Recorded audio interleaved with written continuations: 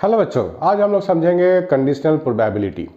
जब आप class 12th में हो तो आपको प्रोबेबिलिटी जो स्टार्ट होगी यहीं से स्टार्ट होगी, कंडीशनल प्रोबेबिलिटी। तो हम लोग समझेंगे कंडीशनल प्रोबेबिलिटी में एक कंडीशनल क्या चीज़ होता है और इसको फार्मूले में कैसे यूज़ करते हैं।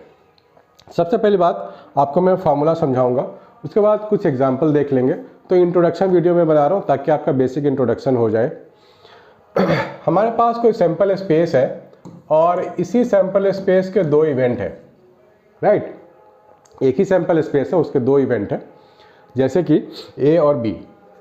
तो यहाँ पर कंडीशनल ये है कि आपको बोला जा सकता है कि a event has occurred, find the probability of happening of A. Right, क्या बोला गया है? ए हो चुका है, राइट, ए हो चुका है, find the probability of happening of B. तो हम लोग कैसे लिखते हैं इसको? हम लोग लिखते हैं P B by A, B slash A. जो इवेंट हो चुका है उसको या बी बाई ए उसको डिनोमिनेटर में लिखेंगे, और जो इवेंट की प्रोबेबिलिटी हमारे को चाहिए उसको न्यूमरेटर में लिखेंगे। तो इसका फॉर्मूले में लिखेंगे तो हमारे को आएगा P B intersection A whole divide by P A, ये लिख सकते हैं। इसका उल्टा भी आ सकता है, बोला जा सकता है कि बी आपका इवेंट हो चुका है, find the probability of happening of A. तो क्या लिखेंगे हम लोग? P A by B probability A intersection B whole divide by P B, ये लिखेंगे हम लोग, ठीक है। तो बेसिकली आप देख पा रहे हो जो फॉर्मूले की हम लोग बात करते हैं पी बी बाई ए, तो ये होता है क्या? बी इंटरसेक्शन ए, दोनों का जो कॉमन पॉइंट होगा, कॉमन प्रोबेबिलिटी होगा, वो न्यूमरेटर में होगा, डिवाइड बाई पी ए, जो इवेंट हो चुका है उसकी प्रोबेबिलिटी यहाँ डिनोमिनेटर में होगी, ठीक है ना। इसी चीज़ को ध्यान में रख के हमारे को आगे सारे क्वेश्चंस करने हैं। तो एक एक करके एग्जाम्पल देखते हैं। आपके सामने ये पहला एग्जाम्पल है, a family has 2 children, what is the probability that both the children are boys given that at least one of them is a boy. तो सबसे पहले आप सैंपल स्पेस के बारे में सोचोगे, उसके बाद इवेंट ए और इवेंट बी के बारे में सोचोगे, ठीक है। फैमिली हैज़ 2 चिल्ड्रन, तो दो जो बच्चे हैं उसके लिए अगर आप सैंपल स्पेस काउंट करोगे तो क्या लिखोगे? हो सकता है पहला बॉय हो दूसरे गर्ल हो जाए, पहला बॉय दूसरा भी बॉय हो जाए, ठीक है, या हो सकता है पहला गर्ल दूसरा बॉय, या नहीं तो दोनों ही गर्ल हो सकते हैं। This is the maximum possible cases, यानी कि सैंपल स्पेस, ठीक है। ए इवेंट हमें डिफाइन करना पड़ेगा, ए हम क्या ले रहे हैं। What is the probability that both the children are boys, आप यहाँ डिफाइन कर लो both boys, right. Both boys को आपने ए नाम दे दिया, and at least one of them is a boy, तो अब बी को नाम दे दो एटलीस्ट वन बॉय, ऐसे लिख सकते हैं ना हम लोग। दो इवेंट का नाम दे दिया, दो ही इवेंट है यहाँ। तो बोथ बॉयज होने की प्रोबेबिलिटी क्या होगी? बी कॉमा बी, ठीक, काउंट एक ही आपके पास आएगा ये एलिमेंट। एटलीस्ट वन बॉय मतलब एक बॉय है तो दूसरा गर्ल हो सकता है, या फिर दोनों ही बॉय हो सकता है, या फिर पहला गर्ल तो दूसरा बॉय हो सकता है, लेकिन एटलीस्ट बॉय का केस है, एक ना एक बॉय तो होगा, दोनों बॉय भी हो सकते हैं, ठीक है। तो सारा हम लोगों ने डिफाइन कर लिया। आपको क्या बोला गया है फाइंड करने को? What is the probability that both the children are boys, ठीक है। गिवन दैट मतलब ये हो चुका है, ये दिया गया है, जो कंफर्म है, at least one of them is a boy, ये हो चुका है, इसके लिए आपको फाइंड करनी है, ठीक है। एटलीस्ट वन बॉय का जो केस है ये हो चुका है, मतलब ये गिवन है, जो गिवन है मतलब जो कंफर्म्ड है, राइट। तो इसको लिखेंगे कैसे? पी ए बाई बी लिखेंगे, और यहाँ पे लिखेंगे P A intersection B whole divide by P B, ठीक है ना। तो पहले पी ए इंटरसेक्शन बी देखें क्या है। ए इंटरसेक्शन बी करेंगे तो ये दोनों कॉमन चीज़ है, इंटरसेक्शन मीन्स कॉमन। तो हम लोग जब पी ए इंटरसेक्शन बी निकालेंगे तो एलिमेंट 1 आ रहा है, divide by sample space 1 2 3 4 sample space. तो ये हो गया probability of A intersection B divide by P B. अब प्रोबेबिलिटी ऑफ बी, तो यहाँ 3 एलिमेंट है, तो क्या लिखेंगे? 3 डिवाइड बाय सैंपल स्पेस 4, ठीक है। तो 4 तो कट जाएगा, आपको मिल गया 1/3। दिस इज द आंसर, ठीक है बच्चों, this is the answer. Example number 2 NCERT, आप अपने बुक में भी देख सकते हो, ये एनसीईआरटी का एग्जाम्पल है, ठीक है। दूसरा करते हैं एक और। एग्जाम्पल करने से कुछ बातें हैं मैं आपको समझाना चाहता हूँ, उन बातों को आप जल्दी से नोट कर लो ताकि आपको जब एक्सरसाइज करने जाओ तो कोई दिक्कत ना हो। 10 cards numbered 1 to 10 are placed in a box. तो सैंपल स्पेस तो हो गया 1 से लेकर 10 तक। Mixed up thoroughly and then 1 card is drawn at random. 1 to 10 cards लिया गया है, mixed up thoroughly and 1 card is drawn at random. If it is known that the number on the drawn card is more than 3, तो एक event आप ले लो more than 3 वाला, ठीक है ना, more than 3. What is the probability that it is an even number? अब even number को भी आप डिफाइन कर लो, चलो इवन नंबर। तो मोर देन 3 के लिए क्या लिखेंगे, 4, 5, 6, 7, 8, 9 और 10। इवन नंबर के लिए तो आपको पता ही है क्या करना है, 2, 4, 6, 8 और 10। सैम्पल स्पेस भी आपको मालूम है क्या करना है, 1 से लेकर के 10 तक नंबर आपको लिख लेना है, ठीक है ना। इवन नंबर की प्रोबेबिलिटी बी आपके लिए फाइंड करनी है, this is has to be find out, ये आपको मालूम है। And 1 card is drawn if it is known that, यानी कि कन्फर्म है, हमें मालूम है, ये हो चुका है, that the number on the card drawn is more than 3, ये कन्फर्म्ड है। यानी कि हमारे को जो लिखना है वो ये लिखना है B/A, ठीक है ना, B intersection A whole divided by PA, ये लिखना है।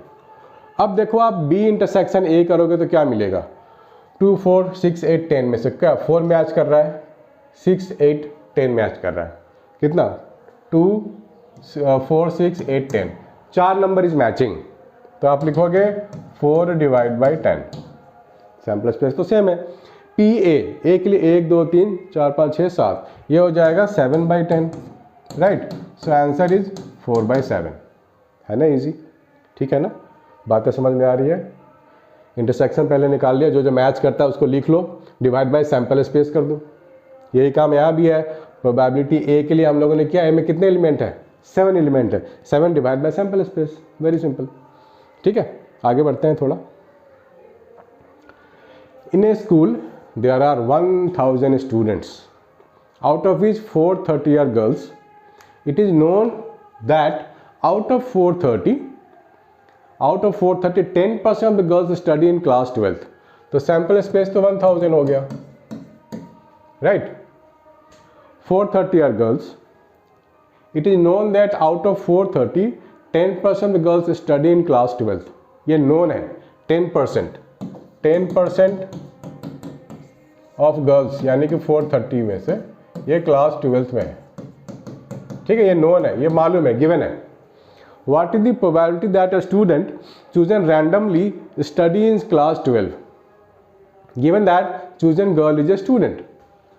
गिवन क्या है, chosen girl is a student, ठीक है। चलो एक बार फिर से संभालते हैं इसको, ठीक है। चूजन गर्ल, प्रोबेबिलिटी ध्यान से पढ़ते हैं। What is the probability that a student chosen randomly studies in class 12, ठीक है। तो पहले ये नाम दे दो आप, student study in class 12, given that chosen student is a girl, chosen one is a girl, ठीक। चलो आउट ऑफ 430, 10%, देखो सबसे पहली बात यह है कि गर्ल्स कितने हैं, यहाँ गिवन क्या है, it is known that out of 430, 10% of the girls study in class 12th, student study in class 12th। अब यहाँ पर क्या दिया गया आपको, given that chosen girl is a student, ये गिवन है, chosen girl is a student, वो गिवन है। What is the probability that a student chosen randomly studied in class 12, ये ए आपको फाइंड करनी है, तो आप लिखोगे PA/B, PA intersection B upon PB, ये लिखोगे आप, PB लिखोगे, ठीक है। तो क्लास 12th में कितने हैं, यहाँ तो सिर्फ गर्ल्स की बात, तो 430 गर्ल्स है। It is known that out of 430, 10% of the girls study in class 12th, ठीक है। चलो अच्छी बात है। What is the probability that a student chosen randomly studies in class 12, given that chosen student is a girl. तो यहाँ पर आपको यहाँ पे गर्ल पे फोकस किया गया है ज़्यादा से ज़्यादा। यानी कि हम जब स्टूडेंट की बात करेंगे, स्टूडेंट स्टडी इन क्लास 12, तो ये हम लोग लिखेंगे प्रोबेबिलिटी ऑफ ए, क्या लिखेंगे 430 girls out of total 1000। 430 girls है ना, तो गर्ल्स के लिए हमारे पास है, राइट। चूजन स्टूडेंट जो गर्ल है ना, तो हम तो गर्ल के लिए आपको काम करना पड़ेगा, यानी कि टोटल जो प्रोबेबिलिटी है गर्ल्स के लिए वो कितना है 430 बाई 1000, यानी कि 0.43। ठीक है, यहाँ